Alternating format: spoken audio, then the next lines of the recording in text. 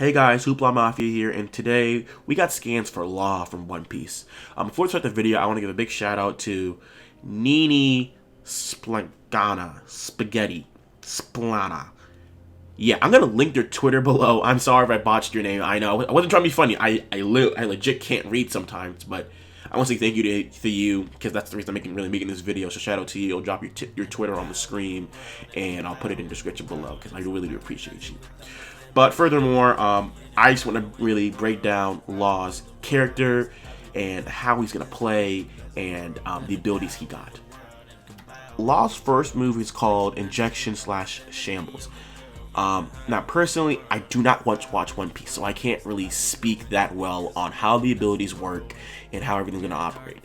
I got all my information from the internet, just like everyone else, but I just want to put the disclaimer out there so I'm not bitten out in the comment section. Thank you very much. But Injection Shambles. His first move is Injection Shambles, like I was saying. This move seems more of a thrusting type of thing, like it says injection. So I'm expecting some sort of like stun or mobility gauge down recovery, some sort of like status effect that's probably gonna happen to the character or your opponent you're versing. Really cool one they could add, well, in terms of status effects, if they're going to bring another update with Law, or if Law's being shipped out into 3 character pack, I'm not really sure, with Madara and Grimmjow on the way too. A cool status effect they could add with him actually could be seal the the ability gauge. So you have it, or it drains your ability gauge to where it's 0. And no, I'm not talking about energy drain to where it's like, okay, well, the energy from you stabbing them gets transferred into you. No, I mean, like, it just takes all their ability gauge and they're not able to use the ability gauge for a little bit, or it just takes it and they can run away real quick, charge back up. Something like that would be really, really cool with this character. I feel like that could make him very unique and he could be very viable in certain situations. Like, could you imagine him if you had him as an assist and the last second you call him in, you're about to lose, you call him in, this person's about to use a Getcha Contento or whatever they're about to use, or Kamehameha, and it saves you like that. That would be very, very cool. Next up is Tack Room. So this is more to me of a psychic ability, because I actually, before recording this video, was watching One Piece itself to try to really get a better understanding of how the abilities work. And Tack Room seems like he opens up this, well, as I said, room, and everything inside the room he's under control of. It doesn't seem like people, but it seems like inanimate objects from what I've seen on YouTube and the other videos I've watched. It seems like just inanimate objects, and he's able to control these objects in any way, shape, and form, and either cutting them up or forcing them to, forcing them to be at his whim. This ability seems like, it could be, it seems like it could be an Amaterasu for CACs, but not all the way. Because I feel like Amaterasu, it's one of those abilities on Sasuke where it's like, if you have Sasuke in your team and you use Amaterasu, you're going to win the match half the time. If you're versing me, you're probably going to win the match. I mean, I feel like when you're versing Sasuke, it's a hard move to really counteract. It's like he already has not half the zone. That's heights. He has like probably 1/8 the zone, and I feel like when you're in a Jump Force battle, most of the matches you fight are kind of, they're all close up, but there are a few people out there that still want to zone and shit like that. So it's like, if Tack Room is a move where it's like, you can use it to zone people, that's going to be kind of okay, whatever. But I'll be more impressed if it's going to be an up close move, because inanimate objects that are around on the field are just rocks, and that's what it has in the scan. That's what it kind of looks like. It looks like a piece of rock kind of just stabs you and punctures you. So with something like that, that's cool. I can deal with that. But if it's going... Lastly, before we get on to the ultimate move, I want to talk about Radio Knife. So what Radio Knife is, and what I've seen from the anime itself, like again, I said all information from the anime, it seems like it's an electrical move. So this might be an electrical based move to where you slice them and then they're stunned, they fizz up for a little bit, da-da-da-da-da. Now, how flashy can this move really be? I'm not really sure. In the anime, it seemed like it was very slow paced. It didn't really seem like, oh, it was something fantastic. It was very subtle. So I'm not really, this is probably out of the 2 moves I'm not really impressed with. I know the first one I talked about was kind of really just speculating how it's going to work, but I'm not really feeling the vibe from number 3, if you can see on here. I'm not really getting the vibe of it's OP, it's going to be some sort of like really cool move. But that's really how I feel about their radio knife. And finally, for the ultimate move, we have Gamma Knife. Now, this move, I actually really do fuck with.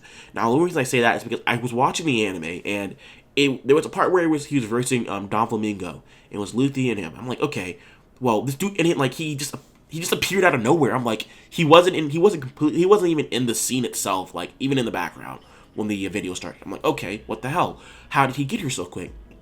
So, a couple of pluses I can see with this. If this move is teleportation based to where you could spawn anywhere, that's going to be OP as fuck if you're playing with the law. Now, if it's like sort of like he like unsheaves the blade of a sword for a little bit, and then he teleports towards you, or no, he runs towards you, that's okay. I mean, that I can do that. I can do that. But for the most part, when I saw this move, I'm like, this is crazy.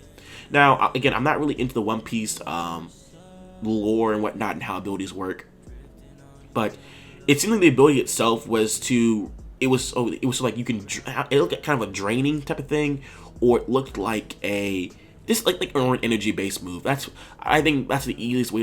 Probably the easiest way and the safest way to displace it. It was an energy based move, but it was with an energy blade, which was really cool to me. I don't know why. Like, there was something about the way he executed it. And I think just him, like, the whole screen going black and white in the anime, and then him teleporting there was cool.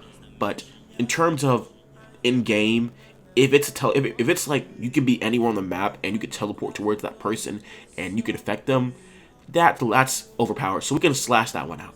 Now, if it's he unsheaves the blade, or he does a little cutscene where he talks a little bit and he runs towards you and he's fighting you, and he does the ultimate move like that, that's okay with me. That's cool. That's standard. I feel like for anything, it's just standard. Okay, my only problem with this DLC is that I hope that his ultimate move isn't locked to him specifically. I haven't really talked about it before, but when Kaiba came out, what is called Kaiba, when Kaiba came out, Biscuit came out, and All Might came out. Well, that was probably the biggest DLC update we got, besides the Bakugo and Fat Boo update. Those three, the first three, Kaiba's moves were so cool just to use, and it would have been cool to have a Blue Eyes Dragon fighting with you, even if it was an anime. It was even just a simple animation of it would have been cool. And I get it why they didn't do it. It's hard to scale from a CAC because you can adjust the CAC's height and everything like that. I can get it if it's a graphics thing, but when it comes to ultimates, I feel like it's nothing but a copy and paste into the scene. If you look at All Might's ultimate, all it really is you flying forward, you cringing your fist up, like like a character, like an anime character, cringing your fist up, and then punching them in the gut. That's all it is. But they copy and paste the thing so clean. Same thing with Biscuits. She only had certain, like, it was like really her basic moves that anyone could really do in the game. I feel like they really messed that up. They really messed that patch up. And I hope this doesn't happen with Law, Grimmjow, and Modern coming out. I feel like they have a good basis. I feel I need to know that, like, if I'm paying all this money for these characters, that all the abilities will be unlocked to me. I don't need one ability from this character and 5 abilities that are useless from another character. I want just throw everything at us. I feel like we as a community don't really care. We just want to play with our favorite anime characters in an anime game. That's all it is. But that's enough of me, like, ranting for a little bit. The final thing we need to talk about in this video is Law's design.